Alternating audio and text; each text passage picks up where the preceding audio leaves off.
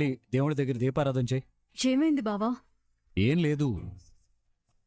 గండం నుంచి బయటపడితేనో గండం ఉందని భయపడితేనో దిష్టి తీస్తారా? ఇప్పుడు దీపకి దిష్టి తీశావు అంటే ఈ రెండిట్లో ఏదో ఒకటి జరుగుండాలి కదా. అడిగింది నిన్నేరా. అలాంటిదేం లేదమ్మా. ఏమీ లేకపోతే ఇంటికి రాగానే దిష్టి తీయాల్సిన అవసరం ఏముంది? కడుపుతో ఉన్న భార్య ఇంటి గడప దాటి అడుగు బయట పెడితే అసూయతో చూసే ఎన్నో కళ్ళు దిష్టి పెడతాయని నువ్వే చెప్పావు కదమ్మా. అందుకే తీశాను. అమ్మకి దిష్టి తగిలినా నాన్న? అవునమ్మా. ఎవరు పెట్టారు? ఆ జోలికొస్తే దీప నీ భార్య అని కూడా చూడను. మనం అంటే నచ్చని వాళ్ళు. ఎవరు వాళ్ళు? చెప్పకూడదు. ఎందుకు? పేర్లు చెప్తే దిష్టి పోదంట. వీడు మాట్లాడేది జ్యోత్స్న గురించి కాదు కదా. బావ జ్యోత్స్నతో మాట్లాడాడు కదా, ఇద్దరి మధ్య ఏదో జరిగింది. బావ భయానికి జ్యోత్స్న చెప్పిన మాటలే కారణమై ఉంటాయి. ఏంటి, నిద్ర రావట్లేదా? వస్తుంది. మరి పడుకో. జ్యోత్స్న నీతో ఏం మాట్లాడింది? నేను ఇంతవరకు చేసిన తప్పులన్నీ అందరి ముందు ఒప్పేసుకుంటాను. పెళ్లి చేసుకోవాలి. ఎందుకు పార్టీలో నువ్వు కంగారు పడ్డావు? అత్త నిన్ను గట్టిగా అడగలేదు, కానీ నువ్వు రాకముందు అత్తయ్య మామయ్య నీ ప్రవర్తన గురించే మాట్లాడుకున్నారు. జ్యోత్స్న నువ్వు ఏం మాట్లాడుకున్నారు బావా? నా మెళ్ళో తాళి కట్టు. నన్ను నీ భార్యని చేసుకున్నావంటే నేను మంచిదానిగా మారిపోతాను. అడిగేది నిన్నే బావా. ఏముంటుంది, ఎప్పట్లాగే ఆస్తుల గురించి అడిగింది. వీలునామాకి నాకు సంబంధం లేదు, నువ్వే అసలైన సుమిత్రత కూతురు అని చెప్పాను. అబద్ధం చెప్తున్నావు. నువ్వు పెద్ద డిటెక్టివ్ అని అన్నీ కనిపెడతావు. కళ్ళు చూడు, నిద్ర కోసం ఎలా ఎదురు చూస్తున్నాయో. పడుకో. అది కాదు బావా. పడుకో మరదలా. జ్యోత్స్న సంగతి మనకి తెలిసిందే కదా. అలాంటి వాళ్ళ గురించి ఎంత తక్కువ ఆలోచిస్తే అంత మంచిది. ఎందుకంటే మనసు ఆకాశం లాంటి నీలాంటి వాళ్ళు చల్లని మేఘంలా వచ్చి చిరుజలు కురిపిస్తే, జ్యోత్స్న లాంటి వాళ్ళు పిడుగులు కురిపిస్తారు. ఆకాశం రెండింటిని భరించాలి, కాకపోతే కొన్నిటిని ఎంత త్వరగా మర్చిపోతే అంత మంచిది. అంటే అమ్మాయి గారు పిడుగులు కురిపించారన్నమాట. పిడుగులైనా మెరుపులైనా నేనేం భయపడను లేదు. పడుకో. ఆ కళ్ళు చూడు, నిద్రదేవత ఆవహించి నీరసంగా ఎలా ఉన్నాయో. ఉదయం నుంచి తిరుగుతూనే ఉన్నాంగా. అందుకే పడుకోమనేది. జ్యోత్స్న నీ స్థానంలోకి రావాలనుకుంటుంది.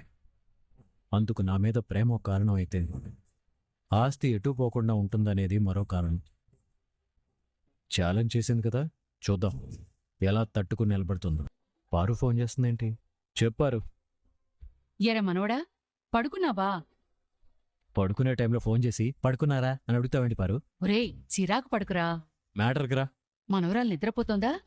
అతి అనే పదానికి నువ్వు బ్రాండ్ అంబాసిడర్లా తయారయ్యావు. అది కాదురా. ఏది కాదు? నా భార్య పడుకుందో లేదో తెలుసుకోవడానికి ఫోన్ చేయటం అవసరమా? ఇదంతా నీ చేత జ్యోత్స్న ఆడిస్తున్న నాటకం నాకు తెలుసుపారు. ఒరేయ్ మనవడా, నేను నీ పార్టీయేరా. ఇదంతా నువ్వు నీ మనవరాలు ఆడుతున్న నాటకం నాకు తెలుసులే. రే రే రే రే రే కింగరోడా, ఈ పారిజాతం పవిత్ర హృదయాన్ని, పవిత్ర ప్రేమని శంకించకురా. మా భయాలు మాకుంటాయండి, ఎందుకంటే మేం పేదోళ్ళం, మీకంటే చిన్నోళ్ళం. నువ్వు పేదోడివేంట్రా? ఈ పారిజాతం మనవరాలి మొగుడివి. పారు, ఆ, ఆ, ఆ, అంటే అది నీ మీద ప్రేమతో అలా అంటున్నాను. అంటే అన్నోలే గాని ఉంటాను. అరే అరే అరే అరే దీపకి దిష్టి తీసావా? నీకెలా తెలుసు? ఆ, అంటే తీసావన్నమాట. మంచి పని చేసావురా. నా భార్య దిష్టి గురించి నీకెందుకు గుర్తొచ్చిందో? కడుపుతో ఉన్న ఆడది కదరా, ఎన్ని పాడుకళ్ళు దిష్టి పెట్టి ఉంటాయో ఏమిటో. దిష్టి పెట్టే పాడుకోళ్ళు ఎవరో నీకు తెలుసు కదా. ఆ తెలుసురా. ఒరేయ్, ఆ జ్యోత్స్న నిన్ను వదిలిపెట్టేలా లేదు. నీతో చెప్పిందా? దాన్ని పెంచిందాన్ని, దాని బుద్ధి, దాని సంగతి తెలిసిందాన్ని. సరిచేయాలంటే ఏం చేయాలి చెప్పు? వయసొచ్చి పెళ్లి కాని ఆడపిల్లలకి తిక్క కుదరాలి అంటే ఒంగోలు గిత్తలాంటి నీలాంటి వాణ్ణి చూసి ముడేసేయడమే దారిలోకొచ్చేస్తుంది. అనుకోగానే సంబంధం కుదరదు కదా. రే మనవడా, నువ్వేం చేస్తావో చెయ్యి, దానికో సంబంధం చూడు. నీకు ఎలాంటి సాయం కావాలన్నా చెయ్యడానికి పారు ఎప్పుడు సిద్ధంగా ఉంటుందిరా. నమ్మొచ్చా? అభయం ఇదే మనవడా, నువ్వు దూసుకుపో, నీ వెనక నేనుంటాను. సరే, నమ్ముతాను. మనసు ఒకటేరా, నన్ను నమ్మకపోతే ఎవరిని నమ్ముతావు చెప్పు? ఇది అన్నాళ్ళు అది చూస్తాను. ఈ పిఠాపురం పారిజాతం ఒక్కసారి ఫిక్స్ అయిందంటే శాంక్షన్ లెటర్ మీద గవర్నమెంట్ స్టాంపు పడిపోయినట్టే. అంటే మనమంతా కలిసి జోతాట తీయాలంటావు. తీయాల్సిందే. ఏమొచ్చట ఎందుకు కాదంటాను? తీద్దాం, అందరి తాట తీద్దాం. ఉమ్. ఉంటాను బారు. ఆ గుడ్ నైట్ రా మనోడా. నీ అసలు మనవరాలు జోస్నే అని తెలిసిన రోజు 4 నిలువున్న నూతిలోకి తలకిందులుగా దూకటం ఖాయం. బావా మరదలేంటి నిద్రలో కలవరిస్తుంది? బావా రేపు మన పెళ్లి రోజు. తుంది మరదలా, ఎలా మర్చిపోతాను? నేను కూడా మర్చిపోలేను బావా. సరిగ్గా రేపటి రోజునే నా బావ నీ మెళ్ళో తాళి కట్టాడు దీపా. నా కళ్ళ ముందే మీ పెళ్లి జరిగింది. నా మెళ్ళో కట్టమని తెచ్చిన నా తాళిని బావ నీ మెళ్ళో కట్టాడు. అదృష్టవంతురాలివే నువ్వు. నువ్వు పుట్టక ముందే కాంచనత్త నిన్ను కోడల్ని చేసుకుందామనుకుంది. కానీ దరిద్రం నీ జాతకంలోనే ఉంది కదా. అందుకే పుట్టగాని నువ్వు దూరమయ్యి నీ స్థానంలోకి నేనొచ్చాను. నాకీ నిజాలు తెలీదు కాబట్టి బావ మీదే ఆశలు పెట్టుకుని బతికాను. కానీ నువ్వొచ్చి ఇన్నేళ్ల నా ప్రేమని నాది అనుకున్న నా హక్కుని ఒక్క పసుపు తాడుతో నాకు దూరం చేశావు. ఓకే, ఇందులో కూడా నేను అదృష్టవంతురాలనే. ఎందుకంటే నీ స్థానంలో నేను బ్రతుకుతున్నాను కదా. కానీ నాకు ఈ బతుకు నాకు ఆనందాన్ని ఇవ్వట్లేదు దీపా. నాకు ఈ ఆస్తి కావాలి, ఈ ఇంటి వారసురాలన్న పేరు కావాలి, అలాగే భర్తగా బావ కావాలి. రేపు మీ మొదటి పెళ్లి రోజు కదా. నేను మీకు మర్చిపోలేని కానుకనిస్తాను దీపా. జీవితంలో మర్చిపోలేవు. అలాంటి మరపురాని కానుకనిస్తాను. Advance happy married life Deepa. ఇదే ఫస్ట్, ఇదే లాస్ట్ కూడా. నిండు ఇండు నూరేళ్లు నూరేళ్లు సంతోషంగా ఉండండి. థ్యాంక్స్ రా. దేనికి మాస్టారు? ఎక్కడైనా తండ్రి కొడుక్కి ఆదర్శంగా నిలబడతాడు.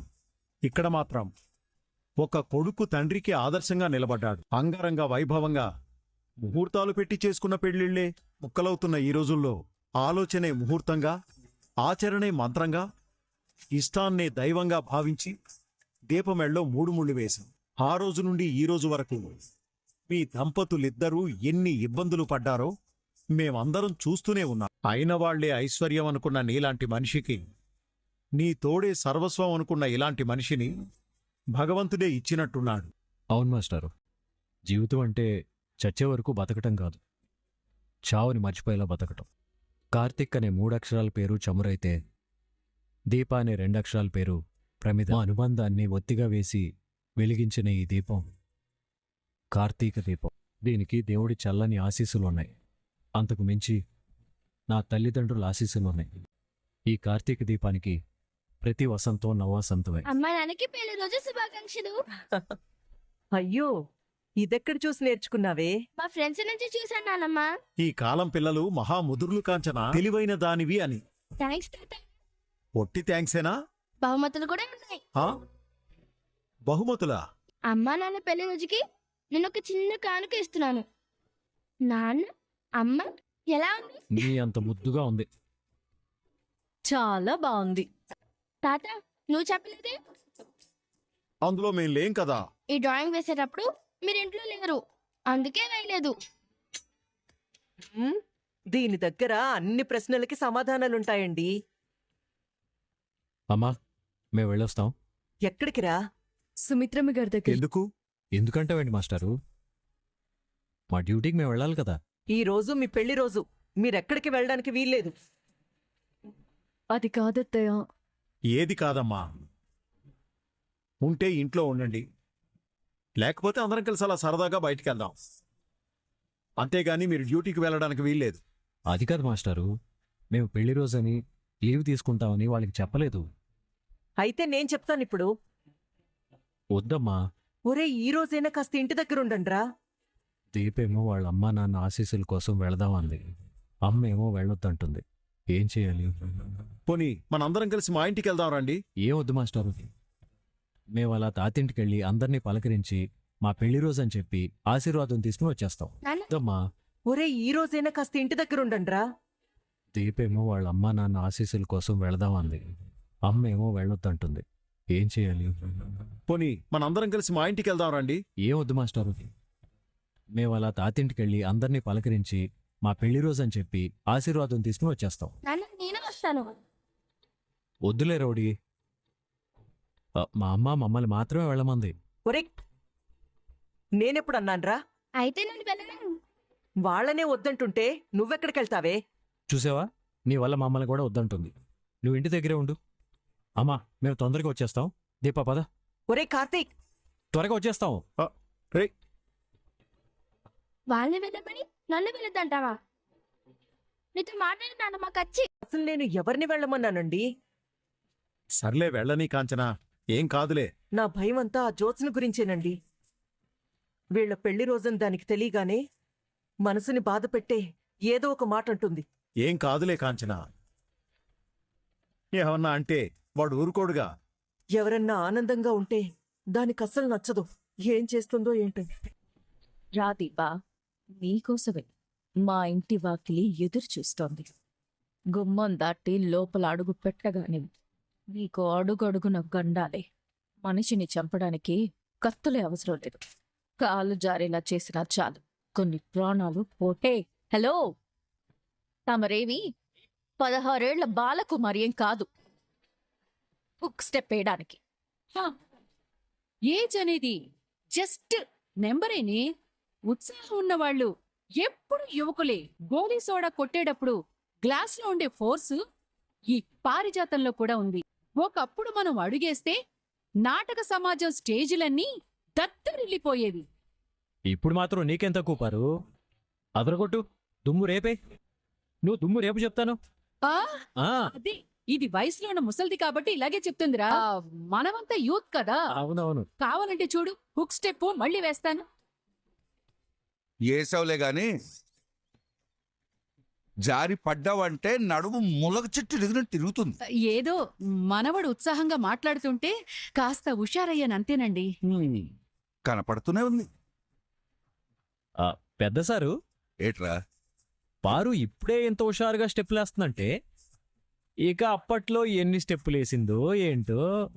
అబ్బో, అదో చరిత్రలే. ఆ, రాస్తే పుస్తకం నిండుతుంది, తీస్తే ఓ 4 గంటల సినిమా. ఇవన్నీ కాకుండా ఊరుకుంటే కాస్త మనశ్శాంతిగా ఉంది. చూసావా, మీ తాతకి నేనంటే ఎంత ప్రేమో. నీకు మాత్రం తక్కువ పారు. ప్రేమికుల రోజు నాడు మన ఇంట్లో కవితల పోటీలు పెట్టుంటే ఫస్ట్ ప్రైజ్ నీకే వచ్చింది. ఏం పర్లేదు బావా. ప్రేమికుల రోజంటే ఫిబ్రవరి 14 చేసుకోవాలా? కావాలంటే పోటీ ఈ రోజు కూడా పెట్టుకో. అలాగే పెద్ద మేడం గారు. కాకపోతే ప్రేమ కవితకి చిరునామా రాయాలి. మరి మీ చిరునామా ఎక్కడుందో? ముందు నీ చిరునామా ఎక్కడుందో చెప్పు బావా. అడ్రస్ లేకుండానే అడుగు పెట్టినట్టున్నావు.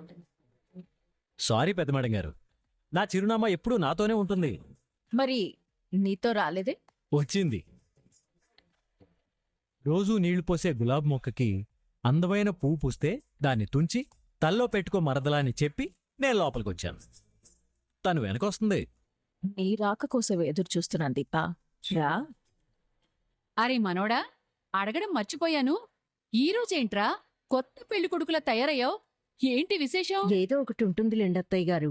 పదండి టిఫిన్ చేద్దాం. కార్తీక్, నువ్వు కూడా పదరా. ఇంటి దగ్గర చేసి వచ్చాను చిన్న మేడం గారు.